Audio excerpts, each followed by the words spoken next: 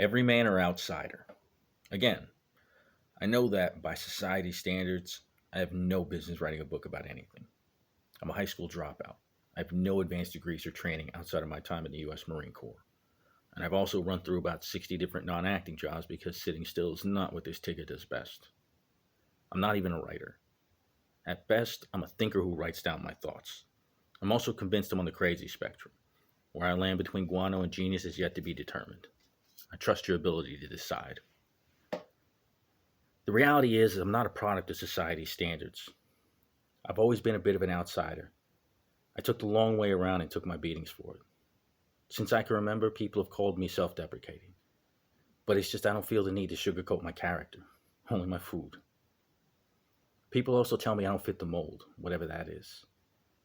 I never set to break out any molds. I just made legions of them for myself that I constantly step in and out of. People want to pin me down to one thing, but I am many things, and owning that is what made me strong. People tell me that I'm short, but do you know I couldn't even tell you what being short feels like? Even in a room full of giant people who have to crane my neck to look in the eyes, my spirit is so large I still feel as I'm towering over them. You can have that too. Everything in life is a learned skill, including being human. The human being is far more complicated than the standard smartphone. But like the smartphone, most of us only have a small percentage of functional knowledge about it. That's why we're always so astonished by people who have opened up more of their potential.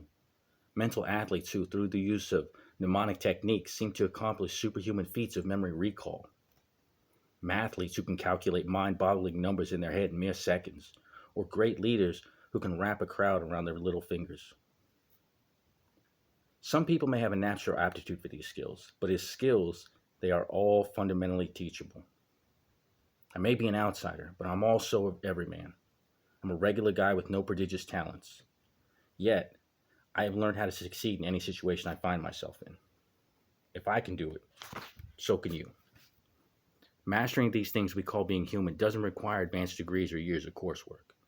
It requires training, but I'll show you how anyone can learn the basics and build from there.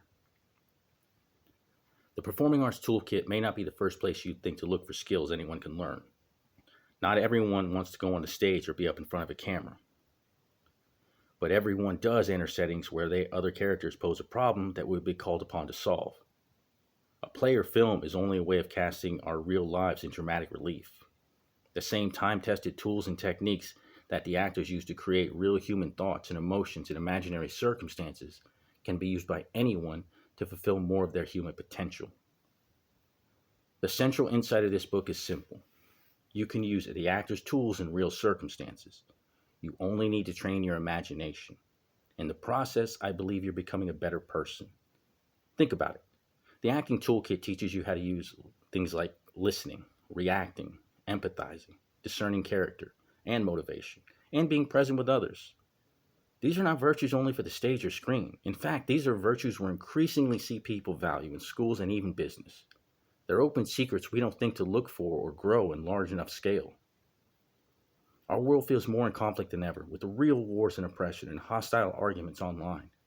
The time to train our thoughts, feelings, and imaginations in richer, more flexible ways of being is now. Imagine if we stopped shouting at one another and started listening and trying to understand another person's position, and then saying, like the improv comic, yes, and?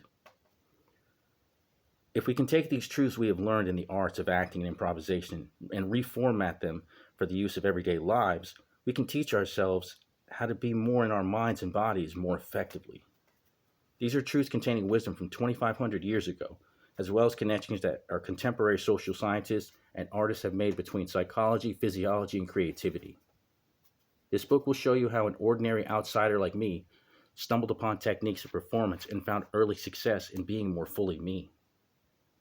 Then we'll look how the answers scientists and artists are looking for go beyond the stage to help those who have been spiritually broken by trauma or debilitated by malady, and why they should be taught to all people to enable them to live a more vibrant and complete life.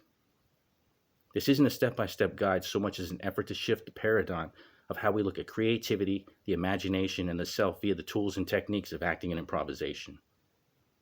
My quickening moment, when I realized what the handshake meant to me, put me on the path of becoming a better, more complete human being.